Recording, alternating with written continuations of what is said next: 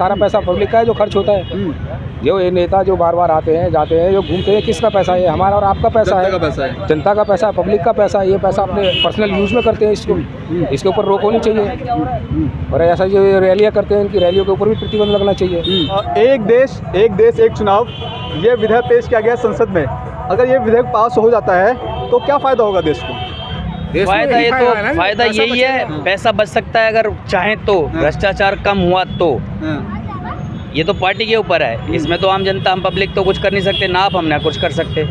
एक बार चुनाव होना चाहिए, लेकिन कुछ जो भ्रष्टाचारी नेता हैं जो मतलब कि अब आपको कुछ चीज़ें आप खुद भी देखते होंगे या फेस करते होंगे, बस वही एक चीज़ गलत है कि भ्रष्टाचार ना हो हमारे देश में।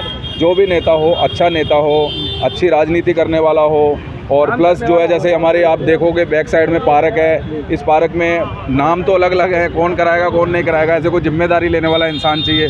तो ये चीज़ है, अच्छी बात है। वो आप उस बात से हम आपके सहमत हैं कि चुनाव एक बार ही हो, लेकिन नेता अच्छे हों, भ्रष्टाचारी ना हो, अपने काम को देखें। अगर ये पास हो जाता है और जो विपक्ष लगातार ये आरोप लगा रहा है कि विपक्ष कमज़ोर हो जाएगा। नहीं, विपक्ष कमज़ोर तो नहीं होगा, कमज़ोर तो नहीं होगा, नहीं उसमें कोई फर्क भी नहीं पड़ेगा। मुद्दों पे बात नहीं होगी, अगले 5 सालों तक कोई मुद्दे पे बात विपक्ष जो है वो काम की राजनीति करती है, ठीक है, धर्म की राजनीति नहीं करती विपक्ष, वो काम की राजनीति करती है।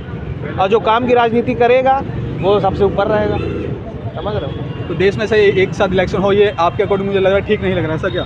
नहीं, देखिए एक साथ इलेक्शन नहीं होना चाहिए, क्योंकि जो अपना फॉर्मेंटल है, मतलब जो अलग अलग एरिया का, जैसे कि विधायकी एक अलग चीज़ है, ठीक है, पार्षदी, तो इसको अलग ही अलग रहने देना चाहिए। एक करने से ना फिर जो अभी विकास नहीं हो नुकसान मुझे पहले बताएं, इसका नुकसान क्या रहेगा? अगर ये जैसा भी चल रहा है ऐसे ही चलता रहेगा तो नुकसान क्या है? मतलब एक अगर चुनाव होगा तो अभी जैसे चुनाव हो रहे हैं अलग अलग, जैसे आज मान लो कि आज दिल्ली में हो रहे हैं, फिर उत्तर प्रदेश में हो रहे हैं, फिर महाराष्ट्र, ऐसे अलग अलग जगह हो रहे हैं। ये अगर एक अरे तो फिर चोरी बड़ी तरीके से चोरी होगी। अभी छोटी चोरी हो रही है, अभी तो 35 जो वोट थे उसमें चोरी हो गई। अब हम लोग के देश में 140 करोड़ है, अब वो चोरी एकदम बम्पर तरीके से चोरी करेंगे फिर अगर एक चुनाव हो जाएगा तो। उसके बाद तो फिर जो 400 पार कह रहे हैं वो तो 543 ले जाएंगे, उसका कोई भरोसा नहीं है। तो बीजेपी मतलब ये इसका फ़ायदा ये चुनाव में कर सकते हैं? अरे बीजेपी की तो पूरी प्लानिंग ही है इसमें, एक चुनाव जो करने का, ये तो बीजेपी का तो फंडा है। ये वही चाहता है कि मेहनत चोरी करने की मेहनत एक ही बार करना पड़े, ऐसे बार बार चोरी करने के लिए मेहनत करना पड़ता है। अब ऐसे एक ही बार मेहनत करना पड़ेगा, 5 साल अपनी राजनीति करो, कोई दिक्कत नहीं। एक तरफ मोदी जी कहते हैं 1 नेशन 1 इलेक्शन, यानी एक देश एक चुनाव। फिर जब आज इलेक्शन कमीशन ने तारीखें ऐलान किए तो 7 चरण में क्यों?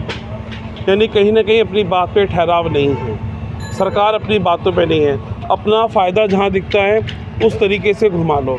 आज इलेक्शन कमीशन ने 7 चरणों में चुनाव 1.5 महीने का टाइम दे करके अपने तरीके से अपने वे में ले लिया। तो 1 नेशन और 1 इलेक्शन की तो बात है ही नहीं।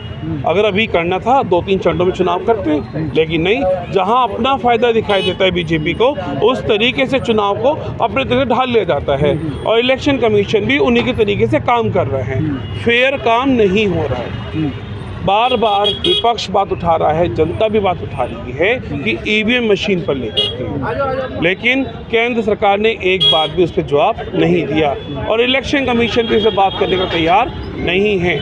वो अपने आप को फेयर बता रहे हैं। जब बड़ी बड़ी विपक्ष पार्टियों ने अपनी पार्लियामेंट्री में सबूत पेश किए मशीनों में कि बटन दबाओ किसी और का और वोट किसी और की, लेकिन आज तक कोई बोलने को तैयार नहीं है। क्यों? सब चुप बैठे हैं, फेयर नहीं हो रहा है। तो ये खामोशी कब टूटेगी? क्या 1 नेशन 1 इलेक्शन से विपक्ष कमज़ोर हो जाएगा, क्योंकि विपक्ष इस तरह के आरोप लगा रहा है? ये केवल केंद्र सरकार को मजबूत करने के लिए प्लान लाया गया, मोदी सरकार को मजबूत करने के लिए लाया गया। विपक्ष को देश से ख़त्म करो और तानाशाही ले आओ हिटलर की तरह। बस जब चाहो व्यक्ति विशेष, व्यक्ति धर्म को टारगेट कर दो, लेकिन धर्म की राजनीति से पेट नहीं पलता। पेट पलता है शिक्षा से, स्वास्थ्य से, रोजगार से।